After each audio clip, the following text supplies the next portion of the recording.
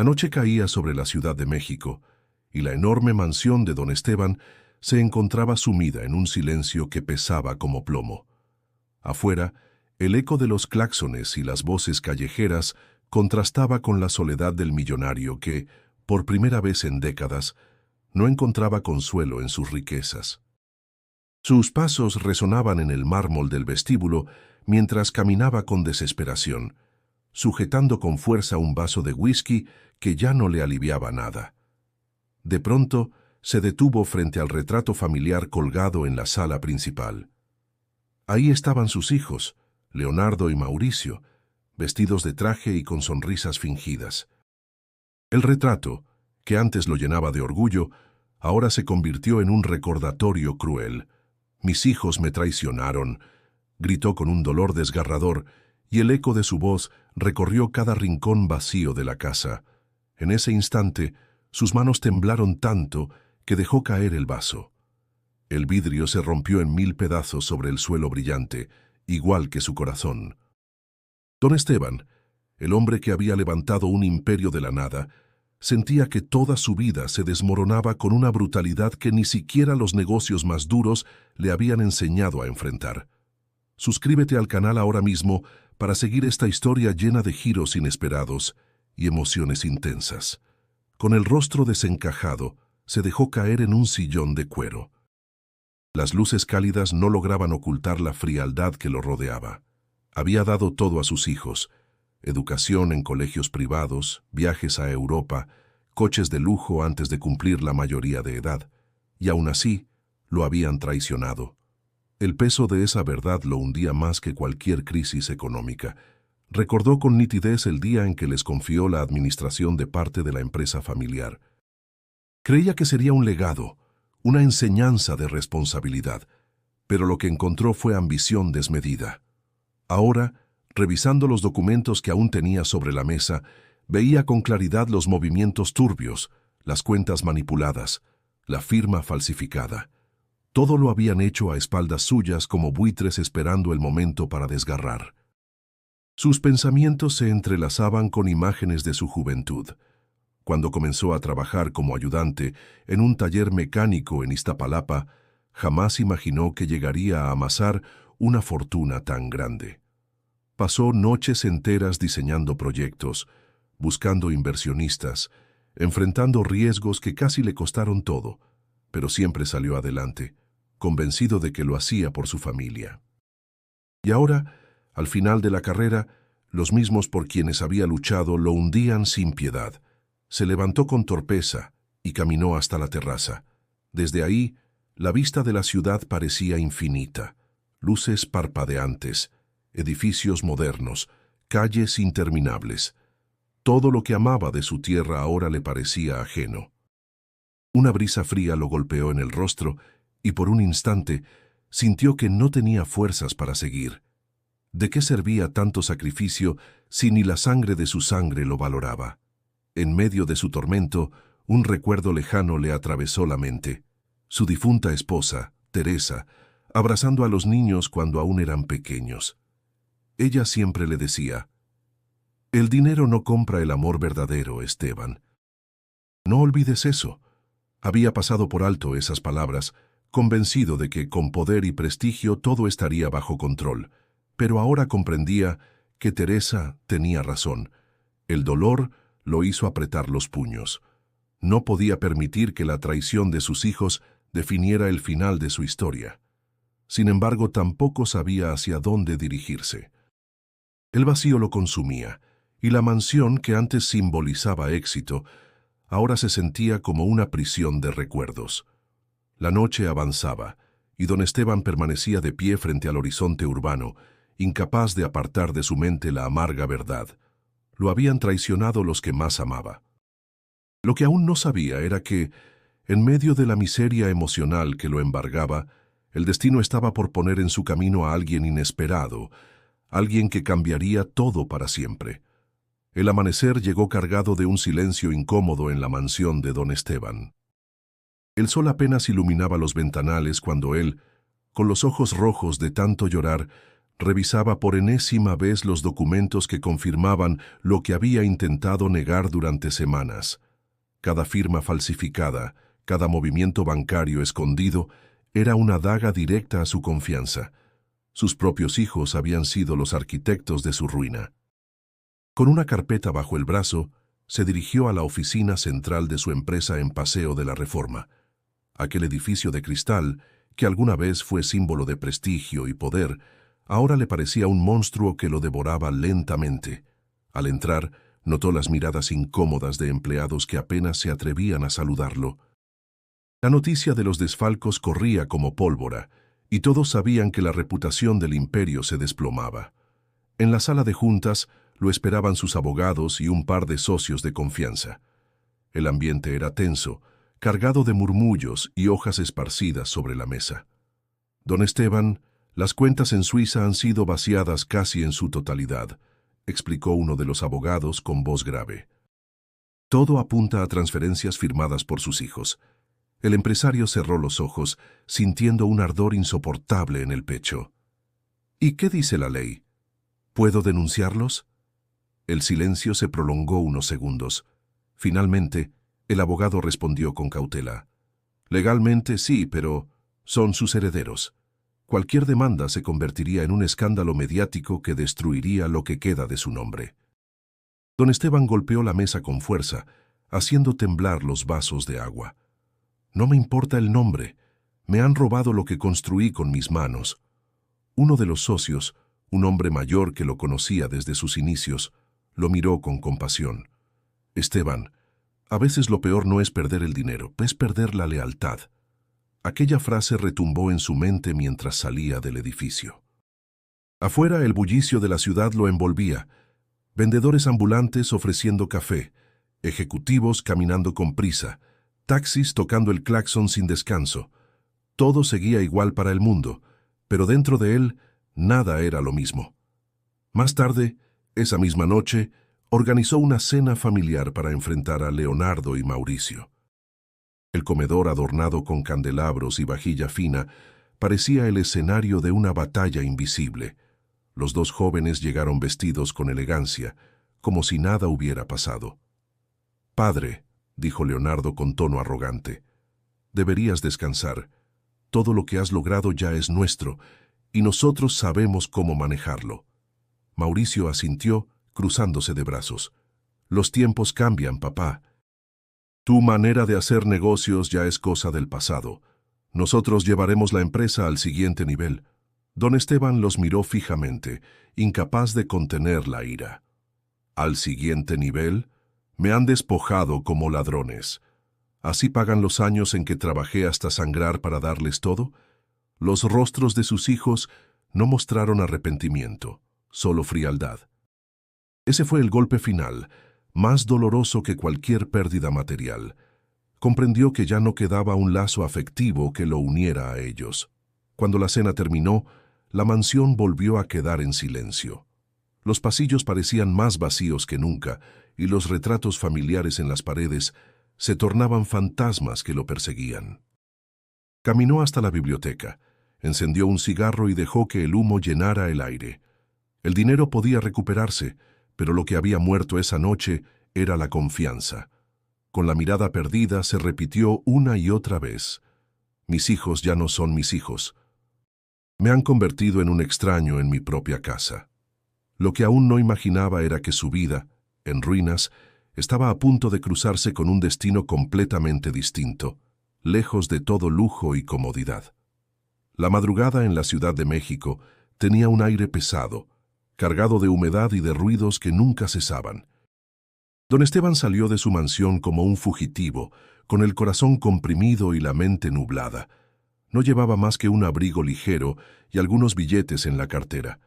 Caminó sin rumbo por avenidas iluminadas con anuncios de neón, dejando atrás la zona lujosa donde aún brillaban los restaurantes y bares de moda. Su alma lo empujaba hacia otro lugar, uno donde el bullicio no era de copas ni risas, sino de supervivencia. El amanecer lo sorprendió en la colonia Doctores. Allí, las calles tenían un olor a fritanga, gasolina y polvo acumulado. Las fachadas descuidadas, Los grafitis en las paredes y los puestos improvisados en las esquinas mostraban otra cara de la ciudad, una que él conocía solo de lejos, como quien observa un paisaje desde la ventana de un coche con chofer. Se detuvo junto a una banqueta donde un niño de no más de 13 años limpiaba los vidrios de los autos detenidos en un semáforo. El pequeño, de cabello oscuro y alborotado, vestía una camiseta desgastada y unos tenis rotos que apenas se sostenían. Tenía un cubo con agua sucia y un trapo, pero lo más llamativo era la rapidez de sus movimientos y la chispa viva en sus ojos. El auto de un conductor desesperado avanzó sin darle una moneda y el niño se encogió de hombros resignado. Fue entonces cuando notó a Esteban observándolo desde la acera. «¿Qué, patrón? ¿Quiere que le limpie los zapatos también?», preguntó con ironía, arqueando una ceja. Esteban se quedó en silencio, sorprendido por la audacia. Luego, sin saber qué responder, bajó la mirada. «No, yo solo», balbuceó, «estoy caminando». El niño lo miró con más atención. Notó el abrigo caro, aunque arrugado, y la expresión de alguien perdido. «Pues se nota que no es de por aquí», dijo, dejando el cubo en el suelo. «Yo soy Mateo. ¿Y usted? ¿Qué hace rondando estas calles a esta hora?». Esteban tragó saliva. Por un instante pensó en inventar una excusa, pero algo dentro de él lo empujó a decir la verdad, aunque fuera a medias. «Digamos que lo he perdido todo». Mateo soltó una risa corta, sin burla, pero con incredulidad. «¿Todo? No creo, señor. Para perderlo todo hay que empezar sin nada. Y yo sé lo que es eso». El comentario lo golpeó más que cualquier crítica. Esteban lo miró fijamente, viendo en esos ojos juveniles una dureza que solo da la calle. El niño volvió a tomar su trapo, pero en lugar de acercarse a otro coche, sacó de una bolsa un taco de canasta envuelto en papel y lo extendió hacia él. «Tenga, patrón. No se ve que haya desayunado». Esteban dudó, pero el hambre lo traicionaba. Tomó el taco con manos temblorosas, sorprendido por la generosidad de alguien que no tenía nada que ofrecer, excepto lo poco que le mantenía en pie. «Gracias», susurró conmovido. Mateo sonrió con naturalidad. «No me dé las gracias. Aquí en la calle uno aprende que si no compartes, te mueres más rápido». El millonario sintió un nudo en la garganta. Había pasado su vida rodeado de banquetes y vajillas de plata, y nunca un bocado le había sabido tan humano, tan real. El semáforo volvió a ponerse en rojo y Mateo corrió hacia los autos. Esteban lo observó, sintiendo un extraño impulso de seguirlo, de no regresar a la soledad de su mansión. El niño, con sus movimientos rápidos y su sonrisa insolente, representaba todo lo contrario a la frialdad de sus propios hijos. El destino había puesto en su camino a un muchacho callejero, y aunque aún no lo sabía, ese encuentro marcaría el inicio de un cambio irreversible en su vida. El sol ya se alzaba sobre los techos oxidados de la colonia, y el olor a aceite de los puestos de comida impregnaba el aire. Don Esteban, con el estómago vacío, permanecía sentado en una banca desgastada mientras observaba a Mateo moverse entre los coches como un pez en el agua. Cada movimiento del niño estaba marcado por la rapidez de alguien que aprendió desde temprano que la vida no perdona distracciones. Cuando el semáforo cambió y los autos arrancaron dejando humo tras de sí, Mateo volvió corriendo, con las manos manchadas de agua y el rostro sudoroso. Se dejó caer a su lado, sacó de una mochila vieja un par de tacos de canasta, envueltos en servilletas de papel, y extendió uno hacia él. «Ándele, patrón, cómase este». Le vi la cara de hambre desde hace rato. Esteban lo miró, sorprendido. Nunca nadie fuera de su círculo íntimo le había ofrecido algo con tanta naturalidad. Dudó unos segundos, pero la insistencia del niño fue mayor que su orgullo. Tomó el taco y dio una mordida. El sabor simple, tortilla suave con frijoles, le recordó a su infancia en Iztapalapa, cuando su madre le preparaba lo mismo antes de irse a trabajar. «Está delicioso», murmuró, casi con un nudo en la garganta. Mateo rió. «No exagere, patrón. Son los mismos tacos que todos comemos en la esquina, pero cuando se come con hambre, hasta saben a gloria. Esa frase quedó flotando en el aire, y Esteban sintió una punzada en el corazón. Había olvidado lo que era valorar lo simple. Sus hijos jamás hubieran aceptado un taco de canasta. Para ellos, solo valía un restaurante de lujo en Polanco. Mientras masticaba lentamente, se atrevió a preguntar, «¿Y tú siempre vives así?» Mateo encogió los hombros. «Así nací y así me tocó. Mis jefes ya no están y pues, la calle se convierte en tu familia. No hay de otra. Aquí si no trabajas, no comes». El millonario bajó la mirada, sintiendo vergüenza. Él, que había tenido tanto, dependía en ese instante de la bondad de un niño callejero. Una ironía cruel que le golpeaba en el orgullo. «Yo tenía todo», dijo en voz baja, casi para sí mismo. «Una casa enorme, una empresa, respeto, y aún así lo perdí». Mateo lo miró con curiosidad. «Pues entonces no lo perdió todo, patrón. Mire, yo ni supe lo que era tener papá de verdad. Usted al menos lo conoció todo y ahora tiene chance de empezar de nuevo». «¿O qué? ¿Se va a quedar llorando por siempre?» El comentario fue directo, sin filtros, como todo lo que salía de la boca del niño. Esteban se quedó sin palabras, sorprendido de que alguien tan pequeño pudiera hablar con tanta firmeza. El bullicio de la calle seguía, con voces de vendedores ofreciendo tamales y periódicos. La vida continuaba para todos, pero dentro de Esteban algo comenzaba a agitarse. No era alivio ni esperanza todavía, pero sí una chispa que lo sacaba de la parálisis. El niño terminó su taco en 2 mordidas y se levantó de golpe. «Voy a seguir trabajando, patrón, pero si se queda aquí sentado con esa cara de funeral, lo van a asaltar. Mejor camine conmigo, aunque sea para que no le vean pinta de perdido». Esteban sonrió por primera vez en días, una sonrisa débil pero sincera. Se levantó despacio y, sin saber por qué, aceptó seguir a Mateo.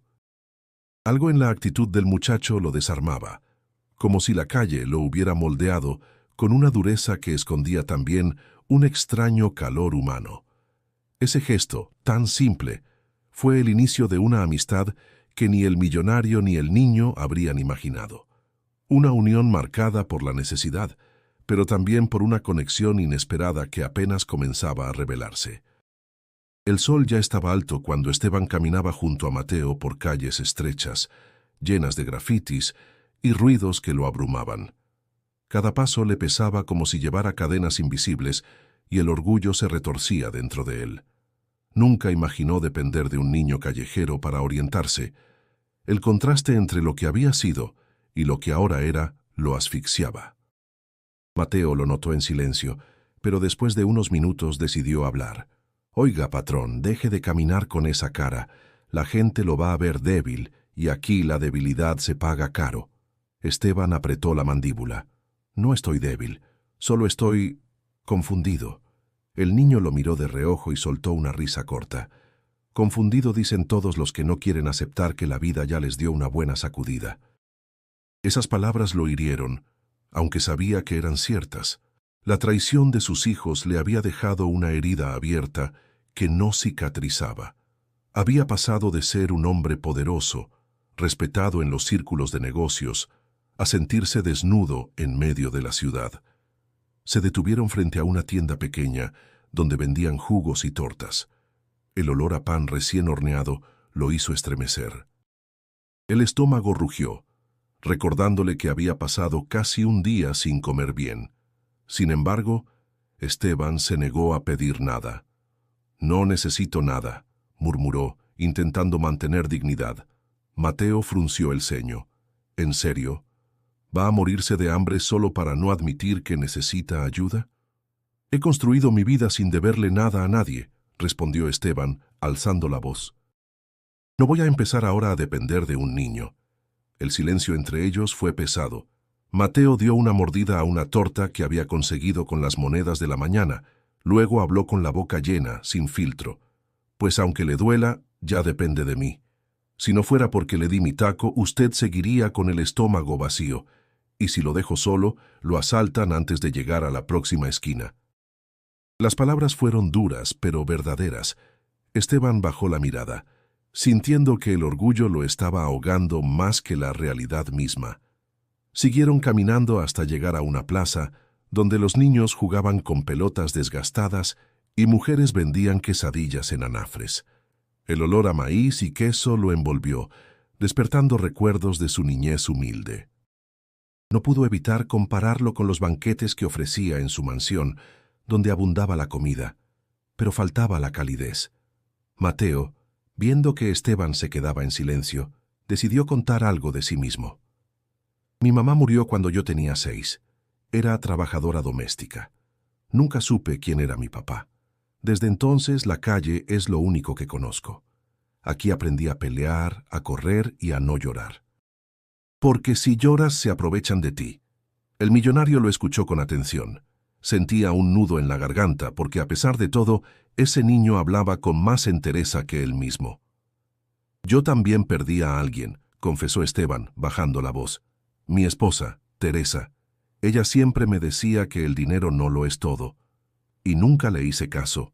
Ahora entiendo lo que quiso decir. Mateo lo observó un momento, sin burlarse, sin interrumpir. Entonces aprenda, patrón, porque si sigue aferrado a lo que perdió, nunca va a salir del hoyo. Las palabras del niño calaron hondo. El orgullo de Esteban todavía se resistía, pero algo dentro de él empezaba a ceder. Tal vez no estaba tan solo como pensaba. Tal vez ese niño callejero tenía más que enseñarle de lo que hubiera imaginado. Mientras se levantaban para seguir el camino, Esteban respiró hondo. La lucha contra sí mismo apenas comenzaba, y no sabía si tenía fuerzas para librarla. Esa misma tarde, Esteban, decidido a recuperar algo de su vida pasada, propuso a Mateo acompañarlo a buscar a un antiguo socio de confianza. Se trataba de Julián Escalante, un viejo amigo con el que había fundado su primera empresa de transporte, años antes de expandirse al mundo inmobiliario. Caminaron juntos hasta una estación del Metrobús. Esteban subió con torpeza, evitando el contacto con los demás pasajeros. Se sentía fuera de lugar, incómodo con los empujones y el olor a sudor que impregnaba el vagón. Mateo, en cambio, se movía con naturalidad, como si el caos de la ciudad fuera parte de su propio cuerpo. Bajaron en Insurgentes Sur y caminaron hasta un moderno edificio de oficinas. Esteban ajustó su abrigo y peinó su cabello con los dedos antes de entrar. Mateo lo seguía de cerca, observando todo con ojos curiosos. En la recepción, una joven con rostro impasible los detuvo. Nombre y motivo de la visita. Dígale que don Esteban Molina desea hablar con él. Dígale que es urgente, respondió con voz firme. La recepcionista tecleó algo y luego frunció el ceño. Lo siento, señor. El licenciado Escalante no tiene agendada ninguna cita y no puede atenderlo sin previo aviso. Solo necesito 5 minutos, insistió. Dígale que soy yo, que no se va a arrepentir. La joven hizo una llamada corta y al colgar bajó la mirada. El licenciado dice que no puede recibirlo, que está ocupado. Esteban sintió cómo el orgullo volvía a arderle en la garganta, pero esta vez el rechazo le dolía distinto. No era solo la puerta cerrada de un viejo amigo, era el recordatorio de que, sin poder ni posición, ya nadie lo consideraba relevante. «Vámonos», murmuró girando sobre sus talones. Mateo no dijo nada, solo lo siguió en silencio hasta la calle. Una vez afuera, Esteban se detuvo y apretó los puños. Fui quien lo ayudó a levantarse, le di trabajo cuando nadie más creía en él, y ahora ni 5 minutos me da. Mateo escupió al suelo, molesto. Así es la gente, patrón. Cuando tienes algo que darles, todos te buscan. Pero cuando no traes nada en los bolsillos, te tratan como si apestaras. Esteban bajó la mirada, sintiéndose más sucio que nunca, no por su apariencia, sino por el vacío de reconocimiento. Siguieron caminando hacia otro contacto, un exdirector financiero de su empresa. Pero al llegar a su departamento en una torre de Santa Fe, fueron recibidos por el portero. El señor Carlos salió del país hace 2 semanas. No dejó fecha de regreso. ¿Salió del país?, repitió Esteban, incrédulo. El portero asintió sin mucho interés. Sí, creo que lo trasladaron. Cosas de empresas grandes, ya sabe. Esteban dio media vuelta con el pecho encogido, Mateo caminaba a su lado masticando silencio. ¿Y ahora qué?, preguntó el niño, con una mezcla de curiosidad y rabia. Ahora entiendo que estoy más solo de lo que pensaba, respondió el millonario sin mirar atrás. Ya de noche buscaron un albergue en la colonia obrera. El lugar era oscuro, con paredes descascaradas y camas de metal. Un voluntario los dejó pasar, pero advirtió que solo podían quedarse una noche. Esteban se acostó en una colchoneta dura, sin cobija, y miró el techo rajado. Los ronquidos de otros hombres llenaban la sala, y el olor a humedad se le metía en los huesos. Mateo, a su lado, comía pan duro con chocolate. «Al menos aquí no llueve adentro», dijo, intentando bromear. Esteban cerró los ojos. El mundo que conocía se había derrumbado, y los que antes lo admiraban ahora ni lo recordaban. Pero mientras escuchaba a Mateo masticar, algo en su interior comenzaba a resistir la desesperanza. No era mucho, pero era un inicio. La mañana en el albergue fue dura. El ruido de los que se levantaban temprano, el aroma rancio de cobijas húmedas y el murmullo constante de quienes contaban sus tragedias creaban un ambiente opresivo. Esteban abrió los ojos sintiendo dolor en la espalda por la colchoneta dura. A su lado, Mateo ya estaba despierto, amarrándose los zapatos con rapidez. «Levántese, patrón», dijo el niño, golpeando ligeramente su hombro. «Aquí, si no te mueves rápido, te quitan el desayuno». Esteban se incorporó, confundido. El cuerpo le pesaba, pero más aún el alma. No estaba acostumbrado a despertar entre desconocidos, mucho menos en un lugar donde no era nadie. Fueron juntos a una mesa donde servían café aguado y un bolillo con frijoles. Esteban lo recibió con las manos frías y la expresión perdida. «¿Esto es todo?», preguntó sin ánimo de quejarse, sino con auténtica incredulidad. Mateo lo miró como si hablara otro idioma. «¿Quiere qué?». «Croissant y jugo de naranja. Aquí eso es banquete». Comieron en silencio y luego salieron a la calle. El aire de la ciudad estaba espeso, con un sol que calentaba sin piedad y un cielo gris cubierto de smog. Esteban no sabía a dónde ir. Mateo, en cambio, ya tenía su rutina clara. «Vamos al cruce de Eje Central. Ahí hay buen movimiento a esta hora». «¿Movimiento de qué?», preguntó Esteban. «Gente, carros, oportunidades. Yo limpio vidrios, tú puedes pedir monedas o vender algo. Aquí uno aprende a sobrevivir sin títulos ni corbata». El millonario lo siguió con pasos torpes. Ver al niño moverse por la ciudad era como ver a un pez nadar en un río turbio, ágil, rápido, alerta. Mateo sabía qué esquinas evitar, qué policías ignorar, qué puestos podían regalarle una tortilla si les llevaba un cliente. Durante horas, Esteban lo observó trabajar. Mateo se acercaba a los autos con una sonrisa rápida y una botella de agua con jabón, limpiaba con movimientos seguros y pedía propina sin agachar la cabeza. Algunos le daban una moneda, otros lo insultaban o lo ignoraban. Pero él seguía sin rendirse. «¿No te cansas de que te traten como si fueras invisible?», le preguntó Esteban mientras descansaban en la sombra de un puesto. «Claro que sí, pero si me detengo no como, y si me enojo pierdo. Aquí el que sobrevive no es el más fuerte, sino el más terco». Esas palabras lo golpearon como una lección. Esteban había creído que el poder venía del control, de tener empleados, edificios, cuentas bancarias, pero ahí, sentado en una banqueta, entendía que el poder verdadero era la capacidad de resistir sin perder el alma. Al mediodía, Mateo le entregó un puñado de dulces que había conseguido de un vendedor. «Véndalos tú, patrón, ahí, en la esquina».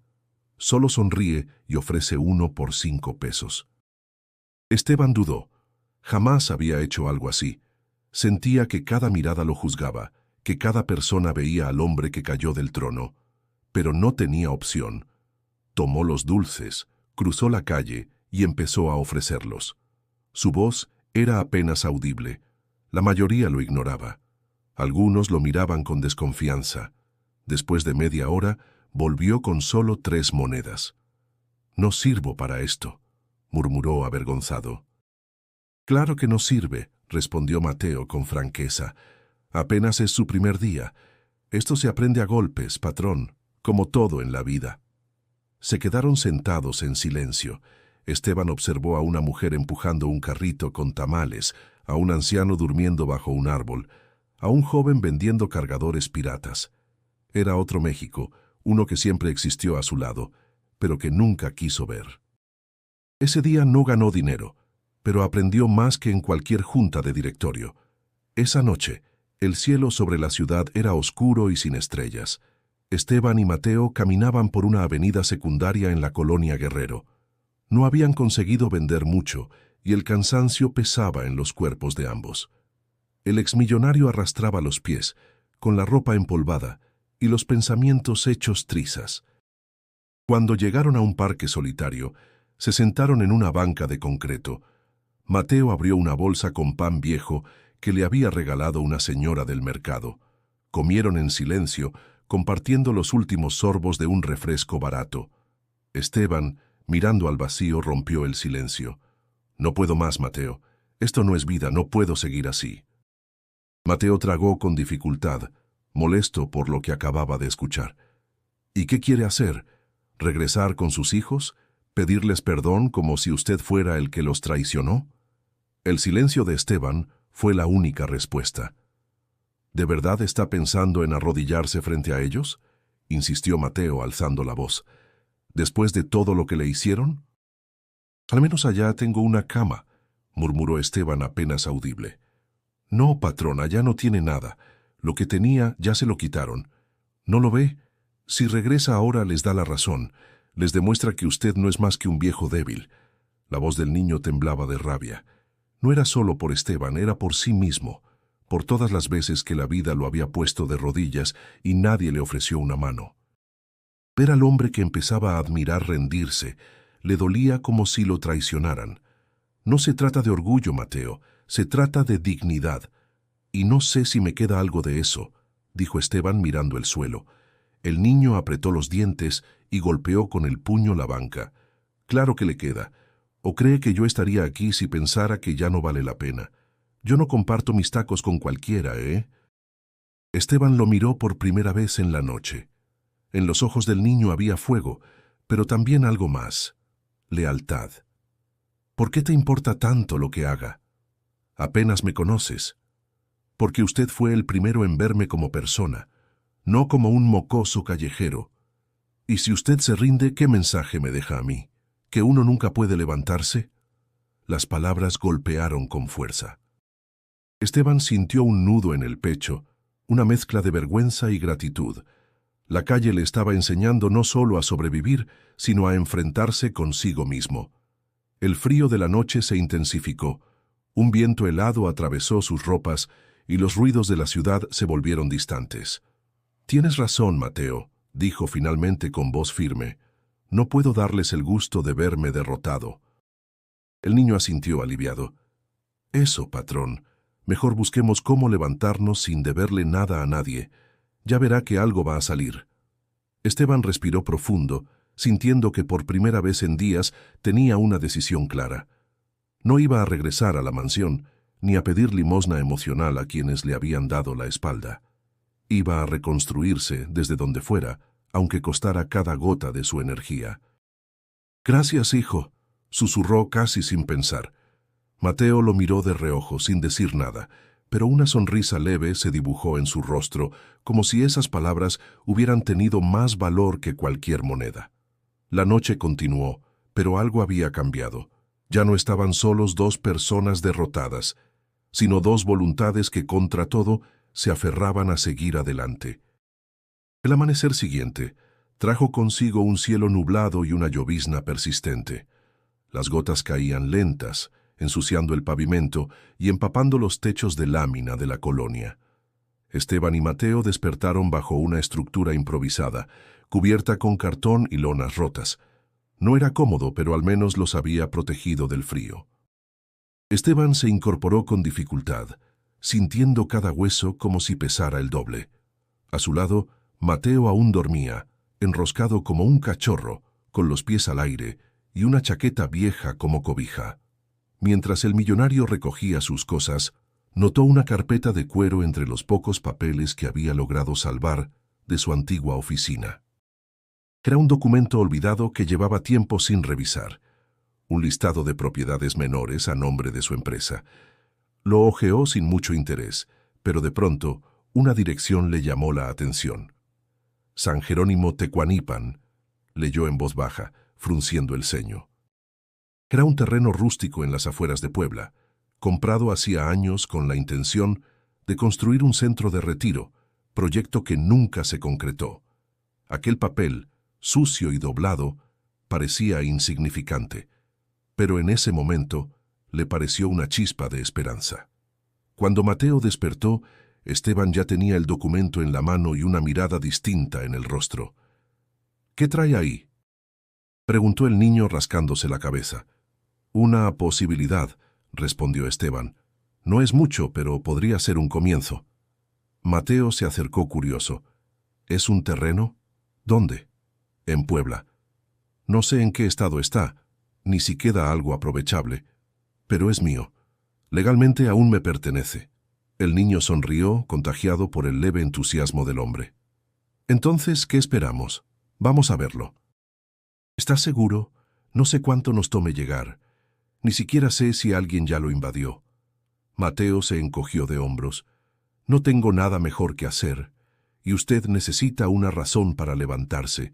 Si ese lugar sirve para algo, vale la pena intentarlo». Esteban lo miró conmovido por su lealtad. Después de tantas puertas cerradas, la propuesta del niño se sintió como una mano firme en medio del naufragio. «Tendremos que ir en camión. No tengo coche». «No hay problema. Conozco la Terminal Tapo como la palma de mi mano. Solo necesitamos juntar para los boletos». Pasaron el resto del día vendiendo dulces en la zona de la Merced. Mateo guiaba con agilidad, eligiendo las esquinas donde el flujo de gente era constante. Esteban, todavía inseguro, aprendía a ofrecer sin rogar, a aceptar los rechazos sin venirse abajo. Al caer la tarde, tenían lo justo para 2 pasajes y algo de comida. En la terminal, rodeados de mochilas, familias con niños llorando y vendedores ambulantes, compraron boletos de segunda clase rumbo a Puebla. Sentados juntos, con las mochilas como almohadas, Esteban miró por la ventana mientras el camión arrancaba. La ciudad se alejaba lentamente, dejando atrás su pasado, sus fracasos y los muros que lo habían convertido en prisionero. Mateo masticaba chicle en silencio. Luego volteó hacia él. «Oiga, patrón, ¿y si ese terreno no sirve?». Esteban tardó en responder. Luego asintió con serenidad. «Entonces lo intentamos en otro lado, pero no me voy a rendir otra vez». El niño sonrió satisfecho con la respuesta. El camión avanzaba por la autopista, entre montañas y neblina, mientras ambos compartían algo más que un viaje. Compartían una decisión. El destino había mostrado un resquicio de luz y por primera vez en semanas Esteban no sentía miedo. Sentía propósito. El camión llegó a Puebla al amanecer, justo cuando el cielo comenzaba a teñirse de naranja y el aire fresco bajaba desde los volcanes. Esteban bajó con paso firme, llevando una mochila ligera al hombro. Mateo, con una bolsa de plástico colgando del brazo, lo seguía mientras estiraba los brazos, bostezando con fuerza. «Aquí huele diferente», dijo el niño mirando a su alrededor. «Como a tierra mojada. Y pan recién hecho». Esteban sonrió levemente. Aquella ciudad que en su juventud visitó como inversionista, ahora lo recibía como un hombre distinto. Tomaron una combi que los dejó cerca de San Jerónimo Tecuanipan, un poblado tranquilo rodeado de campos y cerros, donde las calles eran de tierra apisonada y las casas tenían paredes de adobe y techos de teja. Cuando llegaron al terreno, lo encontraron tal como lo imaginaban, lleno de maleza, piedras y restos oxidados de materiales abandonados. Había un viejo portón de lámina corroída, y al fondo, los restos de una barda a medio construir. Mateo caminó por el lugar apartando ramas con los pies. «Pues sí, está feo, pero está grande». Esteban no dijo nada al principio. Caminó hasta el centro del terreno, se agachó, tomó un puñado de tierra y la dejó escurrir entre los dedos. Luego respiró hondo. «Esto puede ser el inicio de algo». El niño lo miró con escepticismo. ¿Algo como qué? ¿Un nuevo imperio? No, Mateo. No quiero volver a eso. Solo quiero algo que podamos construir con nuestras manos, algo limpio. Pasaron el resto del día limpiando el terreno. Con una pala vieja encontrada en un rincón y machetes prestados por un vecino, comenzaron a despejar el espacio. Cada rama cortada, cada piedra movida, era un paso más lejos del pasado.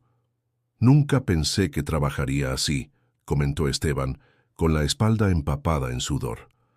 Nunca pensé que usted sabría usar un machete, respondió Mateo riendo. Ambos compartieron tortillas con sal y frijoles que les ofreció doña Cata, una mujer del pueblo que, al verlos trabajando, se acercó con curiosidad y corazón abierto. Si necesitan ayuda, mi hijo tiene unas láminas guardadas.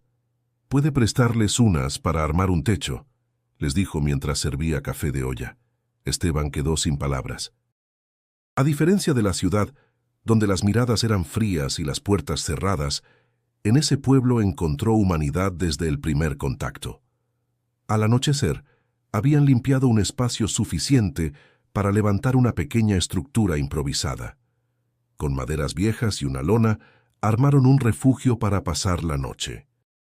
Exhaustos, se acostaron sobre el suelo cubierto de cartón, pero había algo nuevo en el aire: paz. ¿Se arrepiente de haber venido?, preguntó Mateo mirando al cielo estrellado. No, me arrepiento de no haberlo hecho antes, respondió Esteban con voz serena. El silencio reinó por unos minutos. Luego el niño volvió a hablar, pero esta vez más suave. Nunca tuve un lugar que pudiera llamar mío. Siempre dormí donde me dejaban, donde se podía, pero aquí siento que podemos quedarnos. Esteban lo miró de reojo.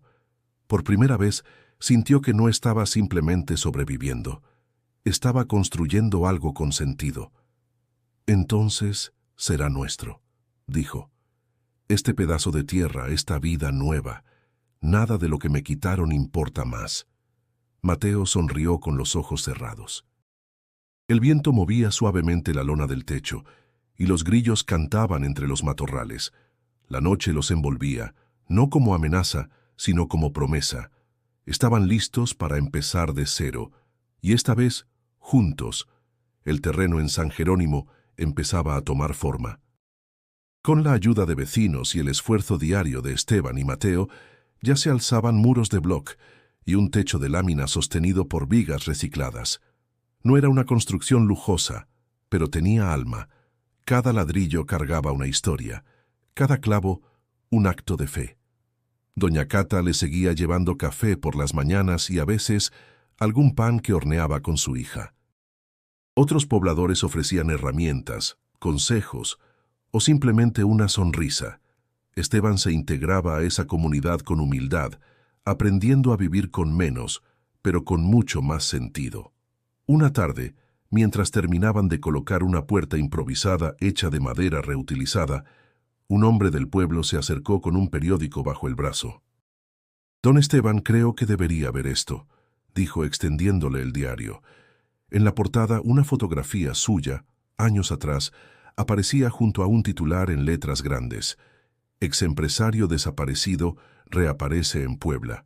Investigan movimientos de herencia. Esteban sintió un nudo en el estómago. Leyó en silencio, mientras Mateo lo observaba con el ceño fruncido. El artículo no solo hablaba de su caída, sino que mencionaba que sus hijos, Leonardo y Mauricio, habían iniciado acciones legales para declarar su incapacidad mental y obtener el control total de los bienes que aún quedaban registrados a su nombre.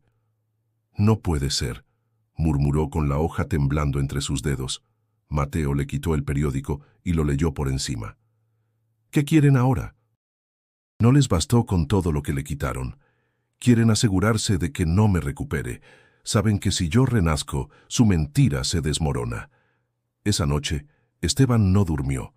Sentado frente al terreno, bajo el cielo estrellado, recordaba cada palabra de sus hijos, cada gesto de traición. No era solo codicia. Era una intención calculada de anularlo por completo, de borrar su existencia para tomar lo que les convenía. Por la mañana, decidió hacer una llamada. Bajó al centro del pueblo, donde una pequeña papelería tenía un teléfono público. Marcó a un viejo conocido, Benito Herrera, su excontador. Aún confiaba en él.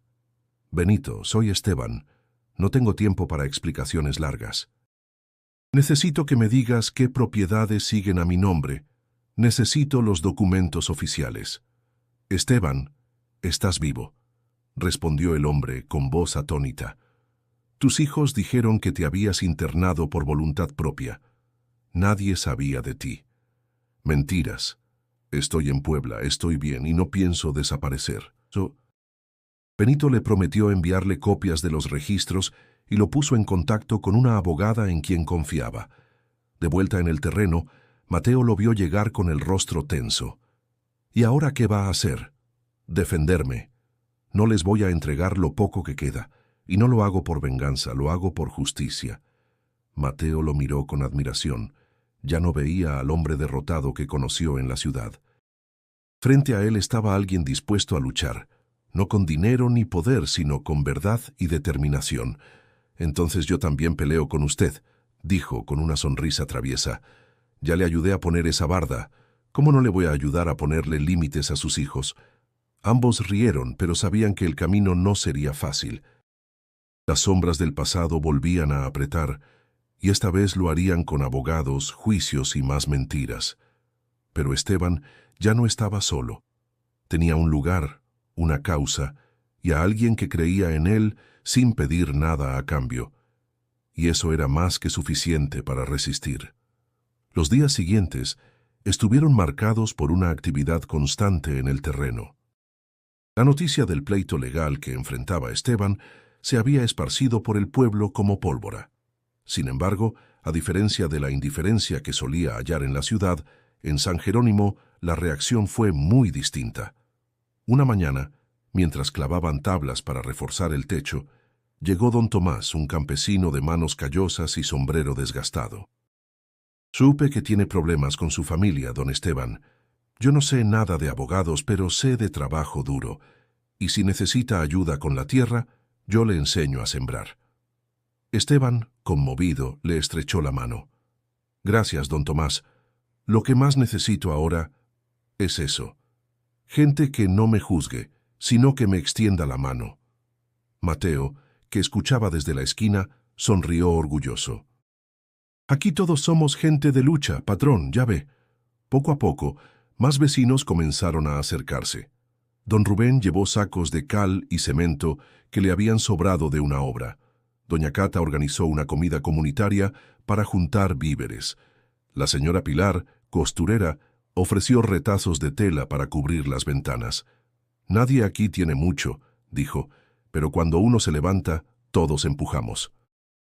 Esteban no podía creer lo que vivía.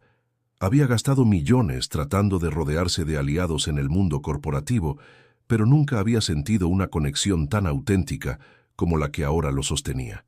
Una tarde, mientras ayudaba a pintar la fachada recién terminada, Mateo se detuvo con la brocha chorreando en la mano.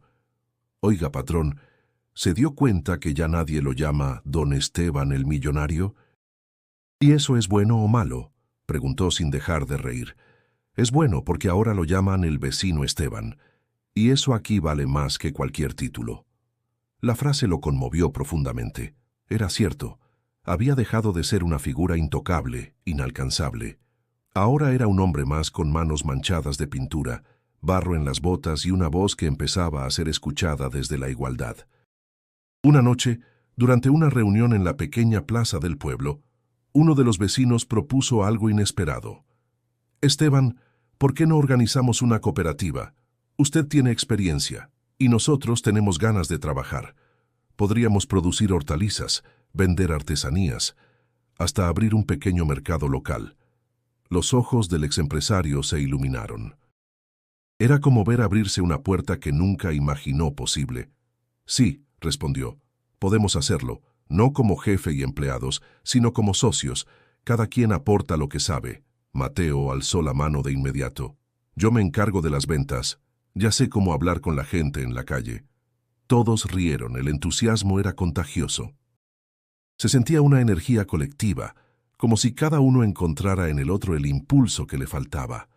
Esteban esa noche volvió al terreno con el corazón pleno. Se sentó bajo el alero de su casa, aún en construcción, y observó cómo Mateo escribía números en una libreta, tratando de hacer cuentas de cuánto podrían ganar si vendían cebollas o jitomates. ¿Quién te enseñó a escribir así?, preguntó curioso. Yo solo, viendo a los demás y también copiando lo que decía en los anuncios de las calles. Eres más listo que muchos empresarios que conocí. Mateo lo miró con una mezcla de orgullo y timidez. ¿En serio? En serio. Y tú me estás enseñando más de lo que crees. El viento fresco de la noche trajo consigo olor a leña y tortillas. En ese momento, Esteban entendió que la comunidad no era un concepto abstracto, sino una red de almas dispuestas a sostenerse entre sí, aún en la adversidad. Y eso, pensó, es la mayor riqueza que uno puede tener. La noticia del nuevo proyecto en San Jerónimo llegó inevitablemente a oídos de Leonardo y Mauricio. No tardaron en reaccionar. Ambos estaban reunidos en una oficina elegante en Polanco, rodeados de asesores, cuando su abogado les presentó la información. Su padre ha iniciado actividades económicas a su nombre. Según los registros, está construyendo en una propiedad aún registrada a favor de su empresa original. Leonardo golpeó la mesa con fuerza. ¿Cómo que está construyendo? Pensé que ya lo habíamos dejado fuera de todo. Al parecer no. Y lo que es peor, la comunidad local lo apoya. Está generando atención mediática positiva. Si no hacemos algo, su imagen se va a recuperar. Mauricio se levantó, visiblemente nervioso. Eso no puede pasar. No después de todo lo que hicimos para quedarnos con el control. Días después, una notificación legal llegó al terreno de Esteban. Era una citación para presentarse ante un juez en la Ciudad de México. Van a intentar quitarme la propiedad, dijo leyendo el documento. Van a argumentar que no estoy en condiciones mentales de administrarla. Mateo lo miró con rabia. Otra vez quieren hacerle lo mismo. ¿Qué va a hacer ahora? Enfrentarlos, pero esta vez voy a mirarles a los ojos. El día de la audiencia, Esteban viajó con su abogada a la capital. Mateo no lo acompañó, pero le entregó un dibujo que había hecho él mismo, una pequeña casa con un árbol al lado. Para que recuerde lo que tiene, no lo que perdió, dijo el niño. Ya en el tribunal, los hermanos lo esperaban con la arrogancia intacta. Leonardo cruzó los brazos, mirando a su padre con desprecio. ¿Qué haces aquí, viejo? ¿No entendiste que este mundo ya no es para ti? Esteban se mantuvo en silencio por un momento. Luego habló con una serenidad que contrastaba con los gritos que había guardado tantos años. No vengo a recuperar lo que me robaron. Vengo a defender lo que aún me pertenece. No voy a permitir que usen mi nombre para justificar su codicia. Mauricio soltó una carcajada. ¿Y quién te va a apoyar? ¿Ese mocoso de la calle? ¿Un pueblo de campesinos? Exactamente ellos, porque a diferencia de ustedes, ellos no me ven por lo que tengo, sino por lo que soy. El juez escuchó los alegatos de ambas partes. La abogada de Esteban presentó documentos que comprobaban su capacidad legal y mental, así como su deseo de administrar la propiedad sin fines comerciales, sino sociales. También anexó cartas firmadas por los pobladores de San Jerónimo, testificando su rol en el desarrollo comunitario. Al final de la audiencia, el juez negó la solicitud de interdicción solicitada por los hijos. El señor Esteban Molina conserva plena capacidad legal. No hay pruebas que indiquen lo contrario, dictó con firmeza. Leonardo y Mauricio abandonaron el lugar sin mirar atrás. Por primera vez, sus estrategias no surtían efecto. Esteban salió del edificio con el corazón acelerado. Respiró profundo, como si se hubiera quitado una losa de encima. Esa noche, al regresar a Puebla, lo esperaba una sorpresa. Los vecinos habían organizado una cena en su honor. Bajo una lona decorada con luces, había comida, música y sonrisas sinceras. Mateo lo recibió con una expresión que no necesitaba palabras. ¿Ganó?, preguntó finalmente. Esteban lo abrazó. No solo gané. Recuperé algo que nunca debí perder. Mi voz. La comunidad aplaudió. En ese momento, Esteban comprendió que su verdadera victoria no era legal ni material, era personal. Había enfrentado a su pasado, había dicho su verdad, y esta vez nadie se la pudo arrebatar. Desde el día del juicio, algo había cambiado en la forma en que Esteban caminaba por el pueblo. Ya no cargaba los hombros caídos ni los ojos nublados por el dolor. Ahora su mirada era clara y sus pasos firmes. La casa que había construido junto a Mateo y con la ayuda de los vecinos ya no era solo un refugio, era un símbolo. En el terreno, ahora cercado con alambre y adornado con flores, se veían camas de cultivo, herramientas colgadas ordenadamente y un pequeño letrero de madera pintado a mano. Proyecto Renacer. Esteban se sentía parte de algo real. Lo que comenzó como una huida se había convertido en su misión. Una tarde, mientras revisaba unas anotaciones contables en su cuaderno, Mateo se le acercó con expresión seria. Esteban. «¿Qué pasa, Mateo?», preguntó, levantando la vista. Estaba pensando, «¿Qué va a pasar conmigo cuando usted ya no esté?». La pregunta lo tomó por sorpresa. «¿Por qué dices eso?». «No sé. Uno nunca sabe. Y no quiero volver a las calles». Esteban cerró el cuaderno. Se le hizo un nudo en la garganta al ver el miedo sincero en los ojos del niño. «Mateo, lo que construimos aquí es tan tuyo como mío. Pero no solo hablo de la casa, hablo de este lugar, esta comunidad, esta nueva vida. ¿Y si alguien dice que no soy su familia, que no tengo derecho?». Esteban se agachó y puso las manos en los hombros del niño. «Escúchame bien. La familia no siempre es la que te toca. A veces es la que eliges, y yo te elegí a ti». Mateo lo miró, sin parpadear. «¿De verdad?».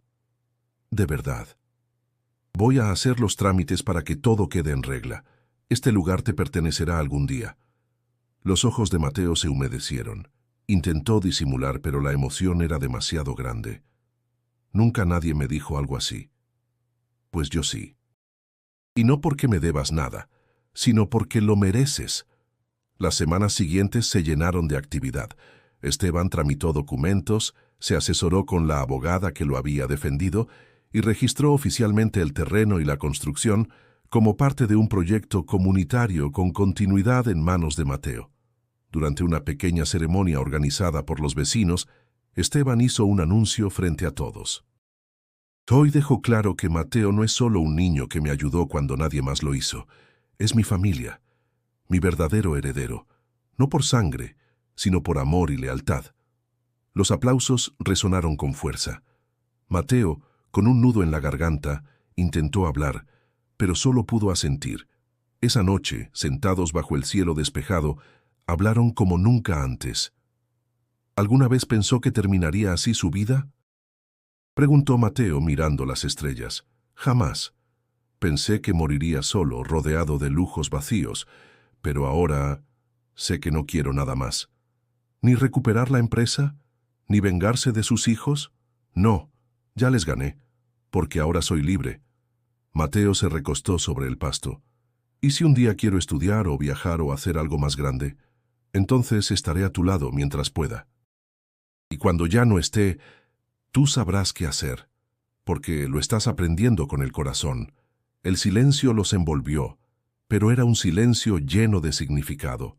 Ya no eran un millonario derrotado y un niño de la calle. Eran padre e hijo en todo lo que realmente importa. Y juntos habían sembrado el legado más poderoso, una vida digna, construida con verdad, esfuerzo y amor. El sol se ocultaba lentamente tras las montañas de Puebla, tiñendo el cielo de tonos naranjas y dorados. El aire olía a tierra húmeda y a leña quemándose en alguna cocina cercana. En el terreno, ahora convertido en un pequeño espacio lleno de vida, Esteban observaba en silencio. Tenía las manos cruzadas detrás de la espalda y el rostro tranquilo. Mateo corría por el patio con otros niños del pueblo riendo con libertad. Su voz se mezclaba con los cantos de los pájaros y los sonidos cotidianos del campo. Esteban se sentó en un banco de madera que él mismo había construido. Cerró los ojos un momento y respiró hondo. No pensaba en los millones que había perdido, ni en las reuniones que ya no dirigía. Pensaba en lo que tenía frente a él: un nuevo hogar, un nuevo hijo, un nuevo propósito. Mateo se acercó corriendo, con las mejillas rojas y los ojos brillantes. «Papá», dijo por primera vez, con timidez. Esteban sintió un golpe directo al alma. No respondió de inmediato, solo lo miró y sonrió con los ojos húmedos. «¿Qué dijiste?», preguntó, como si necesitara escucharlo de nuevo. «Papá». «Es que eso es lo que eres, ¿no?». El hombre asintió lentamente. «Sí, hijo, eso soy». El abrazo que se dieron fue silencioso y profundo. No necesitaban más palabras. Días después, Esteban escribió una carta que guardó en un sobre sellado. La dejó en una caja junto a sus documentos, con una nota que decía: «Para Mateo, cuando sea el momento». En la carta no hablaba de dinero ni de poder. Hablaba de errores, aprendizajes y de cómo el amor puede florecer en los lugares más inesperados. Mientras tanto, el proyecto comunitario crecía. Los cultivos daban frutos, el pequeño taller de costura funcionaba y el mercado local recibía a visitantes de pueblos cercanos. Lo que había comenzado como un refugio personal, ahora era una fuente de vida para muchos. Un día, una reportera local visitó el lugar para hacer un reportaje. Al final de la entrevista le preguntó a Esteban: «¿Cuál es su mayor logro?». Él pensó por un momento y respondió con voz serena: «Aprender que el verdadero éxito no se mide en billetes, sino en la capacidad de levantarse cuando uno ha perdido todo y seguir adelante con dignidad». Esa frase se volvió viral entre quienes lo conocían. Pero a Esteban ya no le importaba la fama. Su mundo estaba ahí, en ese pedazo de tierra fértil, entre personas que lo aceptaban tal como era. Mateo, con el paso del tiempo, comenzó a estudiar gracias a una beca gestionada por la comunidad. Esteban lo acompañaba a la parada del transporte escolar cada mañana, como cualquier padre orgulloso. Cada noche, al ver las estrellas desde su porche, recordaba todo lo que había vivido, y aunque dolía, ya no era una herida abierta, sino una cicatriz que le recordaba su capacidad de renacer. «Gracias, Teresa», susurraba a veces, recordando a su esposa. «Gracias por tu advertencia, tenías razón», y entonces miraba a Mateo y sabía que todo había valido la pena. Si esta historia te conmovió, no olvides suscribirte al canal para más relatos que tocan el alma. Haz clic en el video que aparece en pantalla para seguir descubriendo historias que transforman vidas.